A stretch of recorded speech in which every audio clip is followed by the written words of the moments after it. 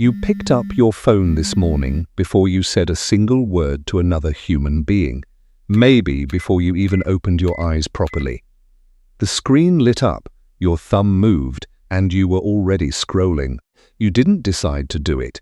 It just happened, and somewhere in the back of your mind, you already know this is a problem. You've known for a while, but knowing doesn't seem to stop it. Here's what's strange. You are not weak, you are not broken, you are not addicted in the way people used to say that word, like it was a character flaw. What you are is human. Specifically, you are a human brain that evolved over 2 million years to survive an environment that no longer exists, trapped inside a device, engineered by some of the smartest people on Earth to exploit every single one of those ancient survival instincts. You never stood a chance. The story of why you can't put your phone down doesn't start in Silicon Valley. It starts in the African savannah, and once you understand what your brain was actually built to do, the phone in your hand starts to look very different. Your ancestors lived in small bands, rarely more than 50 people. Everyone knew everyone. If you were excluded from the group, you died. It was that simple. There was no surviving alone on the savannah, no hunting a wildebeest by yourself, no staying warm through the night without the collective. Social rejection was not just painful, it was a death sentence, and so your brain evolved an alarm system specifically calibrated to detect any signal that you might be losing your place in the group. That alarm is still inside you. It hasn't changed. It fires the same way now as it did then, and every notification on your phone is triggering it. Dr. Naomi Eisenberger at UCLA ran a now famous experiment in the early 2000s called Cyberball. She put participants in an MRI scanner and had them play a simple virtual ball-tossing game with what they believed were 2 other players. Midway through the game, the other players stopped throwing the ball to them. They were socially excluded from a digital ball game with people they had never met and would never meet. The result? The same regions of the brain that process physical pain lit up. Social exclusion, even simulated social exclusion, registers in the brain as a physical threat. Now think about what happens when you see a post that got more likes than yours. When you're left on read, when you scroll through photos of people who seem to be somewhere better, doing something better, being someone better, your brain does not categorize that as data. It categorizes it as threat, and threat demands attention, but the phone doesn't just trigger the alarm. It also offers the relief. That pull you feel when a notification appears is not random, it was designed. In 2018, Sean Parker, one of the founding presidents of Facebook, gave a remarkably candid interview in which he described the explicit strategy behind social media design. The question the developers were asking, he said, was, how do we consume as much of your time and conscious attention as possible? The answer they landed on was intermittent reinforcement. Sometimes you check your phone and there's something there. Sometimes there isn't. That unpredictability is the engine of the compulsion. B.F. Skinner figured this out in the 1950s. He placed rats in boxes with levers.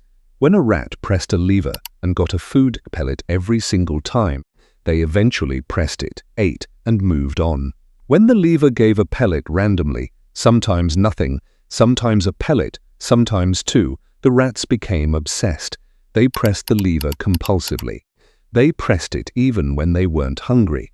The unpredictability was the hook. Your phone is a Skinner box. The slot machine metaphor you've heard isn't metaphor.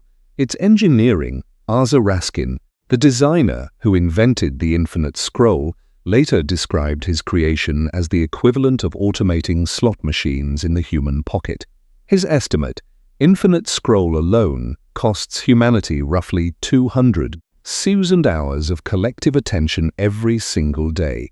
He did not design it to be addictive. It became addictive because it removed the one natural stopping point that browsing used to have, the bottom of the page. The moment where your brain could pause and ask, do I want to keep going? Now that moment never comes. Your brain doesn't experience this as technology. It experiences it as social information. Every scroll is your brain scanning the environment for threats and opportunities. Every like is a small, warm signal that you are still valued by the group. Every ignored message is a low-grade alarm. And your nervous system is running this calculation continuously, whether you're aware of it or not.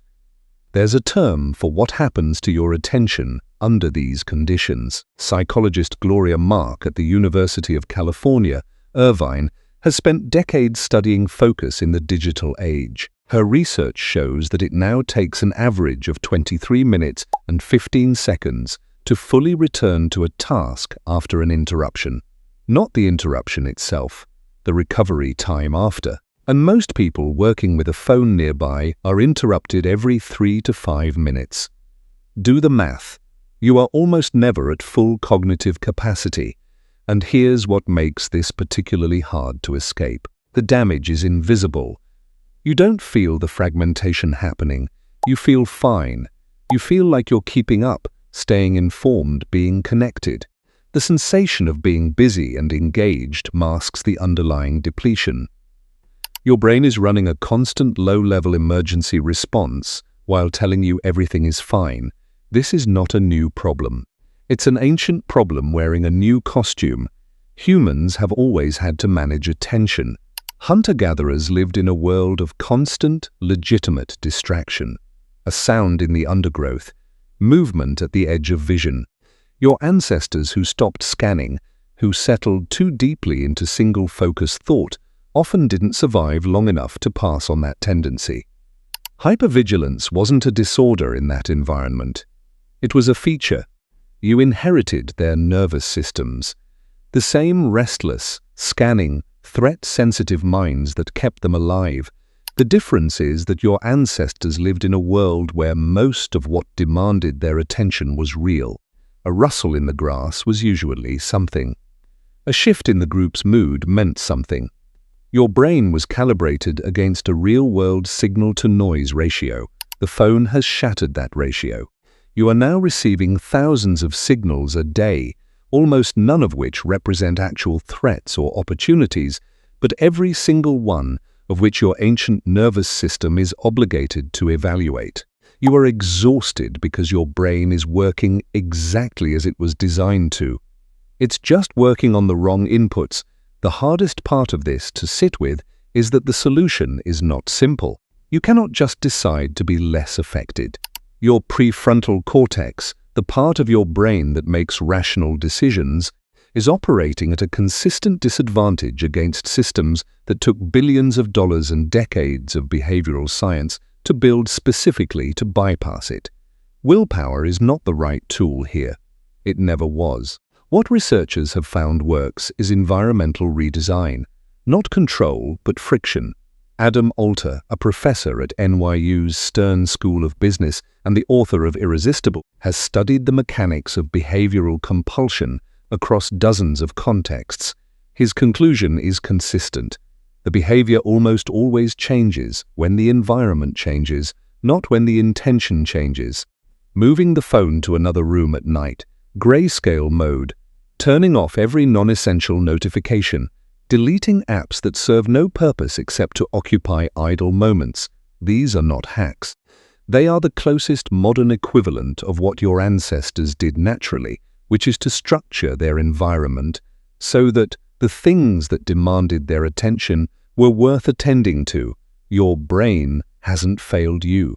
It is doing exactly what 2 million years of evolution trained it to do. It's looking for threats. It's seeking connection. It's monitoring the group. It's chasing the unpredictable reward. Every single thing that makes your phone irresistible is a feature your nervous system developed to help you survive something far more dangerous than a notification badge. The screen goes dark eventually. And in that moment, if you're honest with yourself, you'll feel it. The impulse, the pull, the hand that reaches before the thought forms. That's not weakness. That's your ancient brain, still scanning the horizon, still watching for what might come next. The savannah is gone, but the watcher never left.